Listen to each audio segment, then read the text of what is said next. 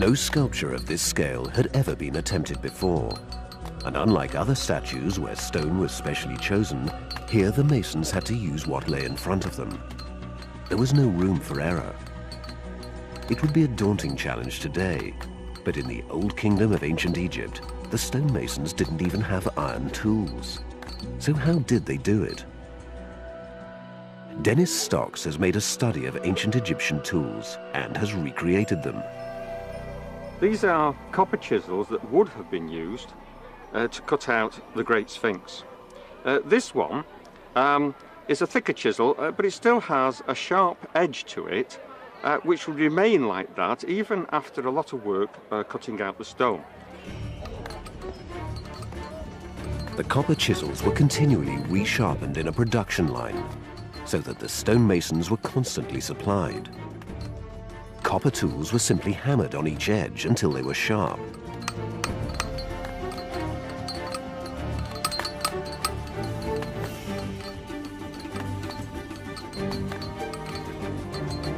Ancient Egyptians were highly experienced organizers. Although the Sphinx was the largest stone statue ever made, it required far fewer workers than pyramids. Well, one could imagine the state itself being a huge machine which controlled workers at every level, starting off with Pharaoh himself and then passing his instructions down to the Grand Vizier, then to other viziers below, who then instructed foremen and then incorporated draft workers. There were people having to shovel all the debris away, all the shards of limestone that were showering down onto the site. Then the scaffolding had to be put in position, people using cord in order to lash those together. Having roughed it out, the master draftsman now can see places that now need more refinement.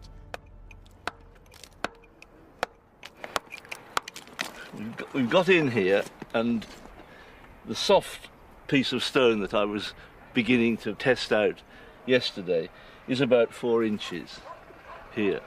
And beyond that 4 inches, we've got really good limestone, but it's harder. So my notion that I would be finished in no time at all has gone out of the window. It does show that this supposed soft limestone is in fact good quality outdoor type of sculpture stone. There is a possibility, if one isn't careful, that the soft stone comes away from the hard stone, that there will be some sort of shelling happening at the join of the soft to the hard. So we've got to be careful with that. We don't want to lose bits of the face.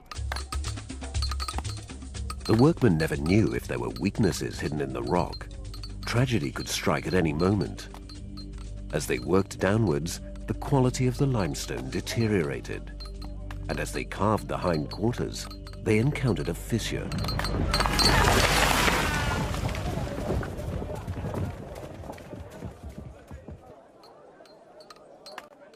This may explain why the Sphinx is so elongated. Perhaps they carved on past the problem in order to get back to good rock and complete the rear of the Sphinx. Vassal has investigated this theory with geologist Colin Reeder. The main fissure runs right along the floor of the enclosure and through the pores and the rear part of the body of the Sphinx.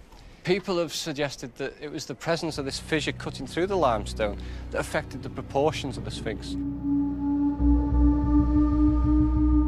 The site of the Sphinx is known to have been the remains of Khufu's quarry, left over from when he built his Great Pyramid 4,500 years ago.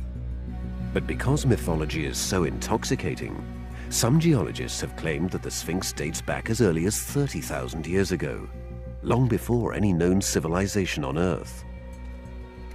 The evidence for their wild claim was that the rocks would have needed 30,000 years to become so eroded. But Colin Reeder disagrees. He believes that 4,000 years would have been easily long enough.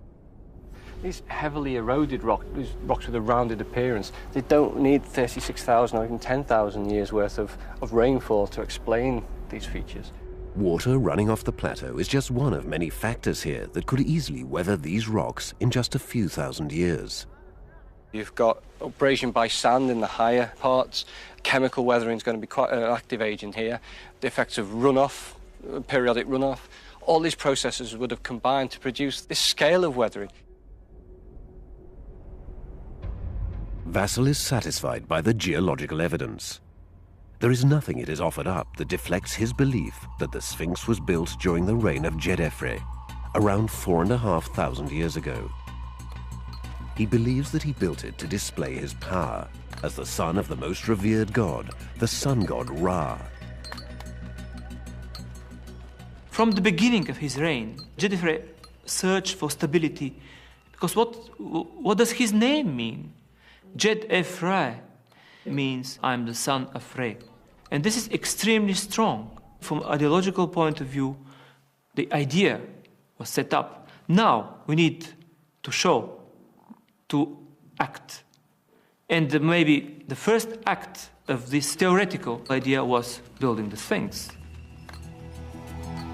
As the first pharaoh to call himself the son of the sun god, the Sphinx was Djedefre's ultimate symbol of power. The lion symbolized the sun. The Sphinx also represented his father Khufu as a god. Only when pharaohs died did they become divine. Because of this, Vassal is convinced that Khufu could never have built the Sphinx for himself. The fusion of these ideas in the form of the Sphinx would ensure Djedefre's success in this world and the next.